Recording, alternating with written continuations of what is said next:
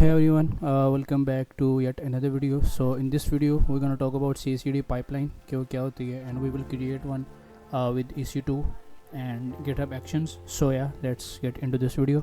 Okay, so firstly हम यहाँ पे कॉन्सेप्ट देखेंगे कि एक्चुअल में ये कॉन्सेप्ट है क्या और why we use it.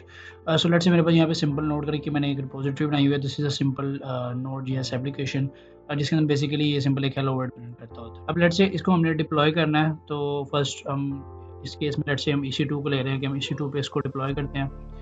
And after that let's say अगर कोई डेवलपर इसके अंदर पुश करता है, इसके अंदर कमिट करता है नया, so what we have to do here कि हम EC2 में दोबारा लॉगिन करेंगे, ठीक है, और गिट पुल करके दोबारा पुल लेंगे एंड उसके बाद npm इंस्टॉल करके रन करेंगे एंड देन दोबारा लेट्स से अगर हम pm2 यूज़ करें तो pm2 को हम रीस्टार्ट करेंगे. और ये प्रोसेस रिपीट होगा एवरी टाइम जब हम कमिट करेंगे, ठीक है. जब कोई भी कमिट करेगा, हमने डिप्लॉय करना होगा, तो हम बार बार इसी प्रोसेस को रिपीट करते रहेंगे. दोबारा लॉगिन किया, दोबारा पुल लिया, उसके बाद npm इंस्टॉल, npm, उसके बाद उसको रिस्टार्ट किया. तो इस प्रोसेस को जो है ना वो ऑटोमेट करने के लिए देयर इज़ अ कॉन्सेप्ट जो कि CI/CD पाइपलाइन इसको कहते हैं, ठीक है. तो इसके दो पार्ट्स हैं. First is CI means continuous integration, ठीक है. इसमें बेसिकली हम ऑटोमेटिकली कोड को बिल्ड और टेस्ट वगैरह कर लेते हैं. एंड देन कंटिन्यूस डिलीवरी, या इसको कंटिन्यूस डिप्लॉयमेंट भी बोलते हैं, जिसके अंदर हम जो भी हमने कोड होगा उसको डिप्लॉय एक्चुअल में कर देते हैं. सो इससे बेसिकली होगा ये कि एक बार हम इसको सेटअप कर देंगे एंड ये पूरी पाइपलाइन क्या होगी, जब भी हम कमिट करेंगे ये ऑटोमेटिकली नया पुल लेगी, उसको टेस्ट करेगी. टेस्ट करने के बाद अगर तो वो ओके है तो इसको डिप्लॉय भी साथ कर देगी एंड अगर तो वो गलत है तो आपको एक एरर मिल जाएगा. तो ये वाला जो ऑटोमेशन का पार्ट है वो इस वीडियो में देखेंगे. Okay, so first step would be obviously to create an instance. तो यहाँ पे मैंने एक सिंपल सा इंस्टेंस बना दिया विद Ubuntu OS. और अभी करंटली मैंने T3 माइक्रो एक सिंपल सा OS रखा हुआ है, इसमें VM सिंपल सी. अब बिकॉज मेरा सिंपल एक Node.js की एप्लीकेशन है तो उसमें इतनी ज़्यादा कंप्यूटेशन चाहिए नहीं होगी, बट आप अपने अकॉर्डिंग जो भी आपकी एप्लीकेशन है उसमें से इसको सेटअप करेंगे. इसके बाद मैंने EC2 में कनेक्ट करके आई विल इंस्टॉल Node.js. अब क्योंकि मेरी एप्लीकेशन नोड और एक्सप्रेस है तो उसके लिए मुझे नोड की ज़रूरत है, बट आप अपने अकॉर्डिंग अपनी एप्लीकेशन के अकॉर्डिंग जो भी सॉफ्टवेयर होंगे उनको आप यहाँ पे इंस्टॉल कर सकते हैं. लेट्स से अगर आप MySQL या इस तरह से कोई डेटाबेस यूज़ कर रहे हैं तो आप वो सेटअप करेंगे एंड एवरीथिंग इसके अंदर आप वो सेटअप करेंगे. इस केस में सिंपल मैंने क्योंकि Node.js इंस्टॉल करना था इस केस में, तो मैंने यहाँ पे सिंपल Node.js को इंस्टॉल किया जो कि मैंने GPT से कुछ कमांड्स ले ली थी. Now next step would be to clone the repository. तो इस केस में मैंने रिपोजिटरी को सिंपल क्लोन कर लिया बिकॉज मेरी पब्लिक थी और आपकी प्राइवेट था, so you also need an SSH की. उसके बाद मैंने सिंपल नोड में जाके इसको npm इंस्टॉल किया because I need to install packages. And उसके बाद मैंने नोड का सिंपल सर्वर रन किया and I was able to run this application जो कि आपको यहाँ पे करंटली शो भी हो रहा है कि ये पोर्ट 3000 पे चल रही है. सो इस तरह से आप सिंपल अपने प्रोजेक्ट को एक बार रन कर लेंगे. नेक्स्ट स्टेप में मैंने Nginx को सेटअप किया सारा यूजिंग APT से मैंने इसको इंस्टॉल किया. इंस्टेंस को जो भी Nginx की सर्विस है वो मैंने रन की. अब Nginx का ओवरऑल ट्यूटोरियल मैं यहाँ पे नहीं दे सकता बिकॉज Nginx इटसेल्फ जो है उसको एक्सप्लेन करना इसी वीडियो में थोड़ा सा मुश्किल हो जाएगा. एक पूरा ट्यूटोरियल उसके ऊपर डेडिकेटेड बन सकता है, बट आप इसको सेटअप करने के लिए आपको सिंपली कमांड्स मिल जाएंगी, आपने वही कमांड्स रन करनी है.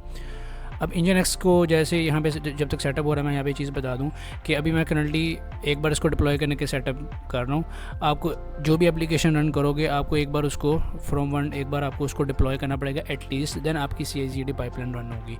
सो ये इन इधर केस आपकी जो भी एप्लीकेशन होगी, चाहे वो नोड पे हो, चाहे वो एक्सप्रेस पे हो, चाहे Next.js या किसी दूसरे टेक स्टैक में भी हो, इधर PHP पे भी हो, तो आपको एक बार रन करना पड़ेगा एटलीस्ट सारा Nginx की settings and all of that stuff, ताकि एक बार उसको ट्रैफिक जा रही हो एंड आप उसको API एंड पॉइंट्स को रन कर रहे हो, then we will start the pipeline. Now I will set up PM2. So PM2 के लिए सिंपल है npm i-g PM2 to install it globally. PM2 अगर किसी को नहीं पता तो इट विल हेल्प कि हम नोड वाले प्रोसेस को बैकग्राउंड में रन कर सकें. सो इंस्टॉल करने के बाद जैसे मैंने यहाँ पे कमांड रन किया तो नाउ मेरा Node.js की जो भी एप्लीकेशन है it's running in the background. तो इसके डेमो के लिए I will run the curl command. So curl command को अगर मैं यहाँ पे रन करूँ आपके सामने तो it will show me the hello world message which means मेरा ये जो नोड का प्रोजेक्ट है it's running in the background. But still जो मेरा IP एड्रेस अगर मैं यहाँ पे एक्सेस करने का ट्राई करूँ, सो अभी तक वो मेरी Node.js की एप्लीकेशन मुझे शो नहीं थी हो रही. कुछ देर डीबग करने के बाद आई फाउंड आउट कि मैंने यहाँ पे AWS के अंदर सिक्योरिटी ग्रुप्स में सिर्फ HTTP पोर्ट को अलाउ किया हुआ है, बट जो मैं रन कर रहा था IP एड्रेस वो HTTPS पे कर रहा था. सो मैंने उसको HTTP पे कन्वर्ट किया. So I was able to see my application. Now यहाँ से हमारा CI/CD पाइपलाइन का जो है वो स्टार्ट होता है. सो यहाँ पे फर्स्ट ऑफ ऑल मैंने सीक्रेट्स के अंदर EC2 का होस्ट, पासवर्ड और SSH की यहाँ पे ऐड कर दी. एंड दिस इज़ सिंपल एक गिटहब का फ्लो एक्शन. यहाँ पे बेसिकली मैंने एक फ्लो रख दिया हुआ है. यहाँ पे बेसिकली मैंने फर्स्ट ऑफ ऑल यहाँ पे EC2 का जो भी मैंने होस्ट, पासवर्ड वगैरह लिखा हुआ है वो मैं यहाँ पे यूज़ कर रहा हूँ. एंड इसको यूज़ करते हुए मैं अपने सिंपल इंस्टेंस में SSH करूँगा। इंस्टेंस के अंदर मेरे प्रोजेक्ट का नाम सिंपल नोड था, तो मैंने स्क्रिप्ट के अंदर भी उसको मूव करवाया, पुल लेके सिंपल PM2 को रिस्टार्ट कर दिया। Now we will test this overall. अब यहाँ पे सिंपल आप देख सकते हैं मुझे हेलो वर्ल्ड यहाँ पे मेरी जो भी मैंने डिप्लॉय किया है वहाँ पे शो हो रहा है। नाउ कोड के अंदर मैं हेलो वर्ल्ड 2 करूँगा और इसको सिंपल एक बार दोबारा कमेंट करके हम चेक करेंगे क्या ये मेरा वर्कफ्लो रन हो के मुझे लाइव डिप्लॉय करता है नहीं करता। चेंज करने के बाद मैं यहाँ पे नया कमेंट करूँगा एंड यहाँ पे वर्कफ्लो में जाने के बाद आप यहाँ पे देख सकते हैं कमेंट करने के बाद मुझे यहाँ पे वर्कफ्लो शो हो रहा है।